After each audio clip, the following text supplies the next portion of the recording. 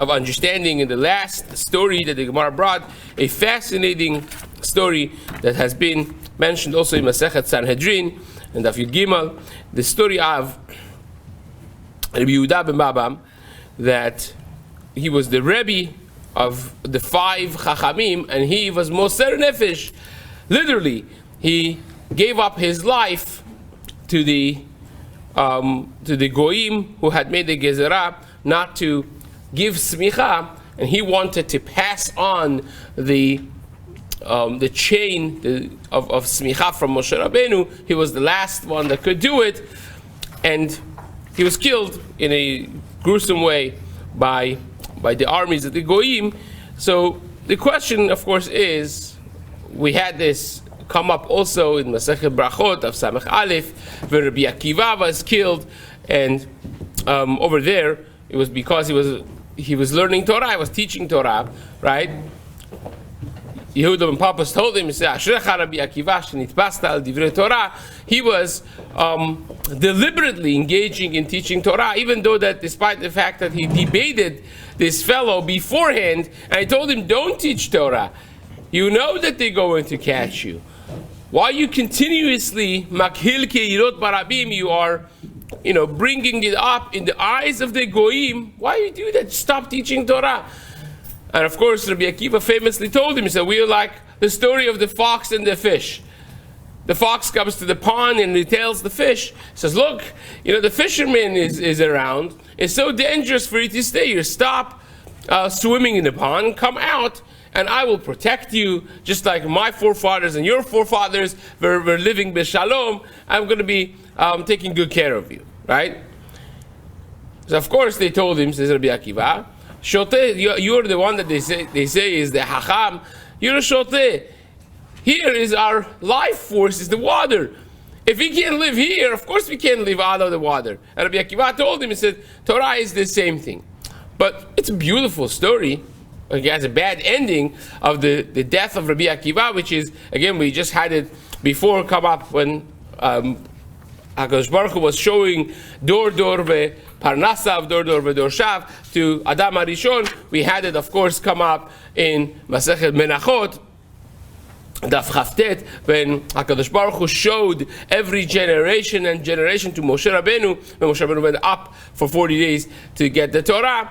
And of course in Masechet Brachos multiple times has been brought in Shas, and it's a sad story, it's an amazing story. We stop thinking about the fact that, how is this mutar for Rabbi Akiva to do? Are you allowed to give up your life just about for everything? Now, we have a Gemara in Masechet Sanhedrin, and this is going to be the question by here as well. This is not even a mitzvah. This is, okay, so you want to give the smicha over to the next generation. It's beautiful. It's wonderful. But are you allowed to give up your life for that? Can you give up your life for everything? Or are you obligated to guard your life, and there is cheshbon when you do and when you don't? It's going to be the same question when we're going to learn about Rabbi Hanina ben Tradion that was wrapped in his Sefer Torah, because he's even more explicit how he basically deliberately did this. Deliberately, as deliberate as you could get. So the Gemara says in Sanhedrin, and this is a sugya known, people in summer kolos learn it and so on. It's a sugya of Kiddush Hashem. It's in Masechet Sanhedrin Daf Ayin Dalet, when and when not a person is allowed or not to give up their life for Shat HaShmad. Now, if a goy comes to you and says, eat this pork or otherwise I'm going to kill you, and it's in your house, and it's his house, it's in private, right? So you say, let me ask my rabbi what bracha I'm going to make on it, if I'm going to make a bracha on it, but you got to eat it. Right? You're going to eat it because kol mitzvot, all of the mitzvot, they're not yahareg val yavor, yavor val yareg, unless it's one of the 3 cardinal sins, of course, of Avodah Zarah, Gilui the Shchutamim. But then the Gemara says, if it's Shat HaShmad, if it is a time that the Goyim are trying to make the Jews let go and drop their religion, then you could do it even on a regular mitzvah, even on any mitzvah, right? So the simple answer would be, well, when they made a gezerah that you don't learn Torah, then you're allowed to get killed. When they make a gezerah, you don't give smicha, then you're allowed to get killed. All of those things will be answered with that beautiful Gemara. There's only one problem. The problem is the famous Shita of the Ran. Maran Bet Yosef brings this in Kesef Mishnah and the Rambam in Chod Yesodei Torah. The Ran writes, so the reasons and intricacies of this is beyond our talk right now, but he writes that this is only for a mitzvah lo taseh. If they want to force you to do something that you're not allowed to do, so you're biyadayim going against the Torah, of doing something, eating pork, you're doing something that the Torah said don't do, that's when you're allowed to give up your life. But if they are telling you don't learn Torah, right? And there are so many good Ami magazines, Mishpacha magazines, they got good things that it looks like Torah, but it's called recipes and other things. So you could be reading other things, you're busy with other things, you're not necessarily... What's the hitter to get killed? When you don't learn Torah, you're not showing that you have something against the Torah. You're busy with reading other things. You're busy with doing other things. Why are you not giving smicha? Because, I'm busy now. Let other people do it. Says the Ran, you're not allowed to get killed for a mitzvat aseh, a positive mitzvah, even b'shat hashmad. So, says Maran Bet Yosef, how do you reconcile that? He says the Shita of the Ran is very difficult to understand. His kasha is on the Ran from all these Gemaras that we had. How do you understand Rabbi Akiva? How do you understand Rabbi Yehuda ben Baba? How do you understand Rabbi Charanya ben Tradion and many of such cases that gave up their lives, or they were willing to give up their lives for a regular mitzvah aseh, or not even a mitzvah aseh? So, Sefer HaChinuch writes something very interesting towards the end of Sefer HaChinuch, in Mitzvah Resh Tzadiwa, everything. He writes that these Hasidim, these people, were doing midat Hasidut. Were doing something that was beyond the letter of the law. They didn't have to do it. Well, he doesn't say it just quite in the way the Ran says it. But he says they were doing above and beyond the letter of the law. And then he says these people were big enough to understand that the generation needed it. In other words, Rabbi Akiva was the leader of generation. Right? Rabbi Yehuda ben Baba was the leader of generation. They felt that if they did not do Mesirut Nefesh, the entire nation would fall off, holding on to this, to their values and to their beliefs. So they needed to do something big, even at the cost of sacrificing their life, in order to make a point for their generation. Because whatever the challenge of the generation was, called for such a thing. You have a Gemara in Yevamot. The Gemara Yevamot speaks about punishments of the Bedin that was not with the books, basically. Right? Somebody was riding on a horse on Shabbat, which is only Yisur Rabbanan, and they gave a very severe punishment to him. Somebody did an act that was not completely tzniut with his own wife. It was not something that was considered harayot, and they brought him and they lashed him, right? And Mara says, "Lo mi penesh ruim lekach," not because they deserved in the books the thing that they got, but because hador slicha lekach. Because in the first case it was Chilul Shabbat of the Rabbanan level, but the generation was becoming lax in Shemirat Shabbat, hence it needed a certain support. And same is with the second case. That's what Yevamot. So something very similar to that must be what the chinuch means over here. That they felt, Rabbi Akiva felt, that if he would not be ready to give up his life, the entire Torah will go down the drain in that generation. he felt that he was carrying the mantle of Torah, and therefore he had to show that Torah is Kim Hayenu ve'orech yamenu. We don't give it up for nothing. And same would be with Rabbi Yehuda ben Baba, same would be with Hanania ben Tradion. These are things that were Hora'at Shah, we call it. A once in a history type of thing. That you needed someone like Rabbi Akiva to be able to assess that. You needed somebody like Rabbi Hanania ben Tradion to assess that. It was not necessarily, if you would ask a question, halachic question, the answer would be don't do it, based on the Ran, anyhow.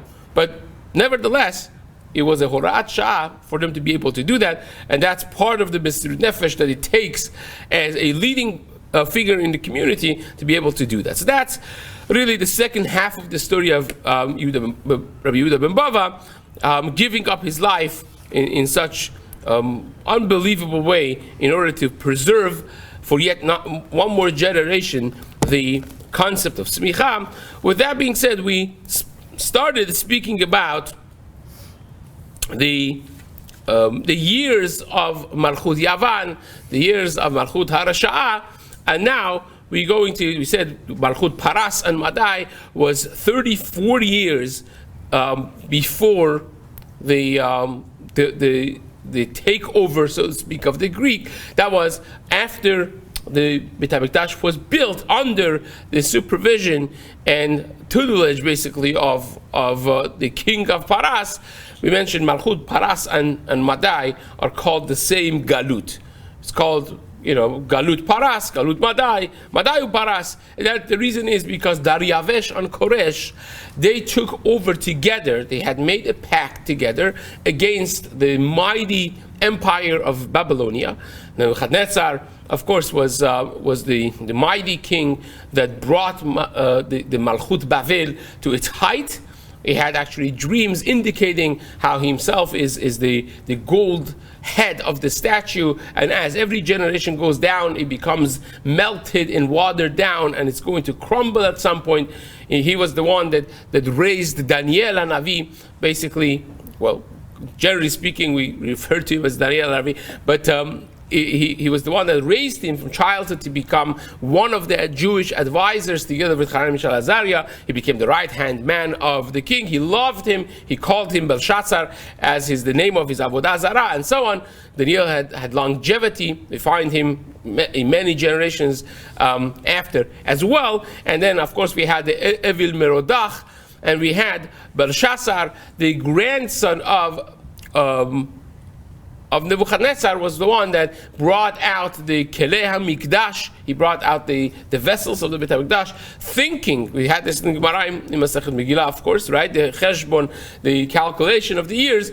He thought that the 70 years that Navi Yirmiyahu had said and promised has been up, and Hashem did not save them, despite the fact that he said he would have saved them. So he said, okay, he's not saving them anymore. Let's party. Brought the vessels out, and that night is the story of the hand writing on the wall, which is the source of the writing on the wall, right? If you search it, you see that's the source is actually a Tanakh source of writing on the wall. They had the writing on the wall, they couldn't understand it, and they brought Daniel. Daniel said that Hashem has ended your Malchut and is going to give it to the Parsiyim, right? So that night, that very night, Belshazzar was killed. It was an overnight transfer of power from the Babylonian Empire to the Madai Paras Empire, and the king of Paras was nice enough to tar off the kingdom to Madai. That's where the tarof comes from, right? And the king of Madai had it for about 2 years, and then he died, and it turned into the mighty empire of Paras, which then he had his son Achashverosh. Well, that's based on Yalkut Shimoni. According to the Gemara, Achashverosh was not the son, but nevertheless, that's the backdrop of the history of building of the second Beit HaMikdash, which was supported by the Persians, right? And we had that alluded to in the beginning of our Masechta and Daf Bet, that the Romans came first to claim that Olam Haba. Hashem said, get out of here. And then the Persians came and said, we want it, right? And the Gemara says, well, why didn't they learn from the Romans? It's because they destroyed the Beit HaMikdash, we built it. So that's basically the second half of the story. So 34 years before they lost their empire to the Greeks, and says the Gemara, Malchut Yavan was 180 years, Malchut Hashmonai was another 103, and the Hordus was another 103, so the subtotal of 206. So it says the Gemara, Mikan ve'elach sevech hashov kama shanim achar churban habayit al matan veshit, and we mentioned that there was 26 years that the Romans actually kept their promise to the Jews, and then afterwards they started ruling over them with an iron fist. So says the Gemara, Amar Rav Papa, this is the first white line of Tet Amud Aleph. Amar Rav Papa itai hai tana velo yada prati kama hava leshayle lesafra. Now, let's give a little backdrop of this, what exactly the Gemara is coming to say. There is, of course, a sofer anetana. Sofer is a person that writes the documents, not necessarily a sofer that writes the Sefer Torah, but someone that would actually write and prepare. It's like a lawyer job. He would set up the documents, the legal documents, and they would write all the documents to the years of the Greek Empire. Now, as we will see later on in the Gemara, they would not start from the first year of Alexander the Great, right? They would not start from the first year. They would start from 6 years in, as we will see, right? So 6 years after the start of the Greek Empire is when they would start counting the years. So if you would write a shtar and you wanted to have a date on shtarot, on documents, because you oftentimes need to know which shtar was before which shtar to know which one has more validity. If you committed yourself to Reuben 2 days before you committed yourself to Shimon, all of your assets already were tied to your obligations to Reuben, so therefore it's important to know the dates of shtarot. That's why, by the way, it's very important for a date on a ketuvah. Like sometimes you see they're rushing to do before Shkia, after Shkia, and what they write and they sign under the chuppah in the ketuvah room. That one of the reasons for that is because if you have a date of ketuvah from Sunday, and then you do the wedding actually on Monday, which is Sunday night, you do it after the nightfall, then the shtar of the ketuvah, which says he committed himself to her, which all ketuvah is basically a financial IOU document. That's all it is, right? With all the glitz and glamour around beautiful $2,000 ketuvah, but nevertheless, it's basically an IOU shtar, committing financial commitments. So, any shtar that is commitment of finances, if it's shtar muktam, it's pasul. A shtar that the date of it precedes the date of the actual kinyan is pasul, because of a very simple reason, right? If I commit to you tomorrow, we're going to have a business deal tomorrow that I'm going to borrow from you $100,000, right? I write the shtar today, so let's get it over with. We sign it. I've not given anything to you or borrowed anything from you, right? So the date of the shtar is today. Then tonight, or later today, I should say, later today, I go and borrow from somebody else and actually transact with them. So now your shtar is dated before their shtar, but your actual transaction didn't happen until after their thing. So that's stealing. And therefore, any shtar, financial document that is predated is pasul. A ketuvah would be pasul if it's predated, right? That's so therefore you have the concept of having zman in shtarot. That's watered down, overly simplified, encapsulated way of saying it. There are many other details in the zman in shtarot, why for gitin, why for other things, and so on and so forth. But nevertheless, a sofer would write the years not from the years of the Jewish Briat HaOlam, they would write it from the host environment, which would be under the Greek culture, right? So even the Jewish Tarot would be written to the Malchut Yavan, 6 years afterwards, right? And of course, you sometimes count the Churban Beit HaMikdash also. So which one is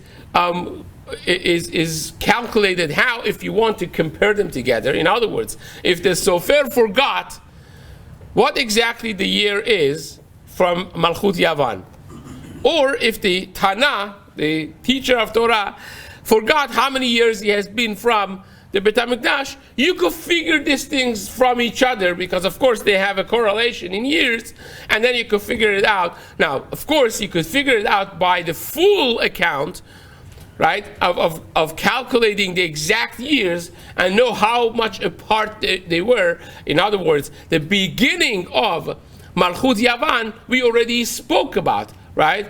We already spoke about the fact that you had 206 years until Churban HaBayit Hordus together with Bet Chashmonai, and prior to that you had 180 years of the Greeks, right? So from the beginning of the Greeks until the end of Churban Bet HaMikdash, we could know how many years it was. So you could remember that, or you could just remember a cheat formula of adding or subtracting 20 years, as the Gemara is going to explain. So says the Gemara. Amar Rav Papa. Itai, Rav Papa always makes things easy in the Gemara. Right? Sometimes when there's a machloket, he says, okay, we do both of them, or we do all three of them, right? So Rav Papa says, let's have an easy formula to figure this out. If the Tana is confused and he doesn't know exactly how many details of the years, that means the single years, the decades or the hundreds he knows, right? The hundreds he knows, but he doesn't know how exactly is it 150 years or is it 152 years or 1 year, right? L'shayle l'safra, ask a sofer, ask someone that writes the documents, kama, how much he's writing, v'nitfi alayhu esrin shinin, and add to them 20 years. Whatever the details of the years is, for instance, if it's, the Tana says, it's going to be, the Sofer is going to say, well, it's 320 years, so you know already your hundreds, you don't need it for the hundreds, you just want to know the decades and the single years, so then you do add 20 years to that, and your end number would be 40, because 20 plus 20 will be 40. So says the Gemara, we're going to explain this in just a moment. And you find your detail of the years. So this would be, again, the Tana asks the Sofer, right? Both of them, they could ask each other. Kama ketiv v'nitfi alayhu esrin shenin u'mashkach la lechumre v'simanech zeli esrim shana.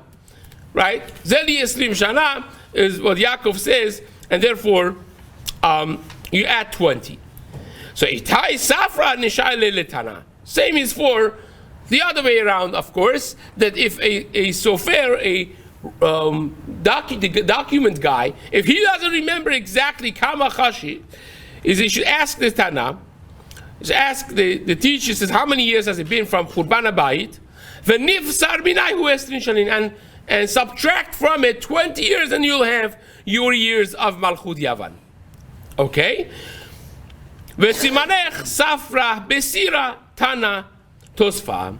That's the siman, that's sofer. It takes, subtracts, and Tana, Tosfa, adds, Tosefet, right? Tosfa. So how does this work exactly? How does this work? Because, let's study a little Rashi here together, right? Nishayle le Safra, לסופר הכותב גיטין ושטרות, שהוא מונה למלכות יוון, כדאיתא לקמן, as we going to discuss in דף י', בגולה אין מונין אלא למלכות יוון. The Gemara is going to say that in Galut, we respect the host culture and we only count from Malchut Yavan, right? So any document that we sign and we write is from Malchut Yavan. Ve'en monin letchilat Malchutan, we don't start from the beginning. Shehayu shesh shanim mekutaot. There were 6 years the beginning that they don't count really. Shelo malchu ela be'elam. They only ruled over the country of Elam, and then it was spread. So we count from the 6 years in where Malchut Yavan became an empire. So says the Gemara, ומשש שנים ואילך פשטה מלכותן ומשם והלאה מולין להן כדאמר לקמן. So that's what we're going to discuss. ונטפו עלי אותן ה-20 שנים. So how do you get the 20 years? אם יש לו לסופר פרט ט"ו על כללו למניין יוונים, יש לו לתנא למ"ה פרט על כללו למניין שני חורבן. That means if you have 15 years, right, ט"ו שנים, and you want to now know that you're a sofer, the sofer is saying that it's 15 years in the single years. Let's say it says 15 years, or 515 years. So, and the sofer wants to do it, Tanat Hosfa, the Tana adds 20 years and you'll have 35 years, right? So now how does this work exactly? Sheminyan Shehared is the first wide line of Rashi. Shehared minyan hasofer matchil shin pe shanim kodem hachurban. The minyan of sofer starts with the beginning of the Malchut of Yavan, 6 years in, is 380 years after, before the Churban. Kedatanya Ler, we just did this yesterday, right? The Yavan Natu Malchut lesof lamed dalet lebinyan habayit. They took 34 years after they took over, right? So the Beit HaMikdash was already 34 years standing. Hosef aleim shesh shanim. Now add another 6 years that Malchut Yavan was not really an important empire. So that's how many years? It's 40 years into the building of the Beit HaMikdash. So the difference already is the beginning of Malchut Yavan is 40 years after the beginning of the Beit HaMikdash. But we don't count the beginning of the Beit HaMikdash, we count the end of it. So therefore, let's do the math. Dehainu shimpe kodem churban. That's 380 years before the churban. How so? How do you do that? Because we said Malchut Hordus was 103. The Chashmonaim were 103. That's how much? 206. Plus 180 is 386. Minus 6 of the first years of 386 is the beginning of Malchut Yavan, when they started ruling over the country of Elam. So 6 years doesn't count, so 386 minus 6 is 380. So the first year that they start Shtarot of Yavan, based on Yavan, is 380 years different than the year of the Churban, right? 380 years different than the Churban. נמצא כשהתחיל תנא למנות לחורבן, ומנה כבר כף שנים, נשלם כלל הסופר, because 380 plus 20 is going to be a round 100 number. You understand how it happens? 380 plus 20 will be 400 round numbers from the Churban. Again, you have whatever number of years it is, we're out of time. Let's imagine X number of the years from the Churban. How do you have the difference? Is 380 years that they are different exactly. So you could add and subtract 380 and you will be good. But if you don't want to do that and you want to just do easy, you'll say, well, so if you want to round this up, I know the hundreds already, right? I just don't know the change. So if you do this, add 20 to this, it will be 400 flat years. And then there will be no difference between the changes. Right now, for instance, it's 2023, and it's Tafshem Pei Gimel, right? So it's 8323. It's going to go together now because they are the same years. The same number, it's 3 at the end, right? So that's easy. You just know that they are. Whenever you want to know which year you are, say, oh, this 23, so it must be, I know already that's going to be 80 something, so it's 83, right? That's basically what we're doing over here. You know the general big difference. You just want to know, is it 40 or 41? Is it 42 or 43, right? So that, the Gemara says, add 20 years to the minyan of the sofer, because the minyan of sofer is this 380 years, right, before the Khurban. So you add 20 years as a Tana, and you will know exactly when the Khurban was, if you are asking only on the pratim, on the details of the years, right? So let's give an example, okay? If you have, let's say, it's the 580 years from Malchut Yavan, right? 580 years from Malchut Yavan, that's what the Sofer is counting. So you either could easily do 580 minus 380, and you will know that what year of Khurban is it? It's year 200, right? You could do that. Or, what I'm saying over here is easy. You could just add 20 years to this. You know that it's around 200 years. You don't know exactly what it is, right? So you could add 20 years to this, and it will become 600. So then you know that your change is 0. So you're exactly on year 200, right? Or if this would be a little bit different, let's make this a little bit more complicated here. If you make it 185, then you don't know if it's 204, 205 years from Khurban. You don't remember exactly. You want to count on Tish B'Av, whatever it is. So you want to know exactly how many years it is. So says the Gemara, just add 20 years to this, and you'll end up with 605. So this you don't need, because you know you're in the 200s of Khurban Abayit, right? So you just now know that you're 205 years, because the 05 is what you're looking for. So you add, and the sofer would just go the other way around. The key of it is that you have 380 years difference, and the cheat way of doing it is just add 20 years and it will be rounded up, and that will be the number. The two last numbers is what you're looking for, and that you'll get by just adding quickly 20 years, and you get the end number. Now, if I give you any number, you'll be able to, in your mind, do it in 2 seconds, because you'll just add 20 years and you'll have that, and as a sofer, you will be taking off 20 years, and similar cheshbon this will have Bezat Hashem in the days to come. Chazak u'baruch.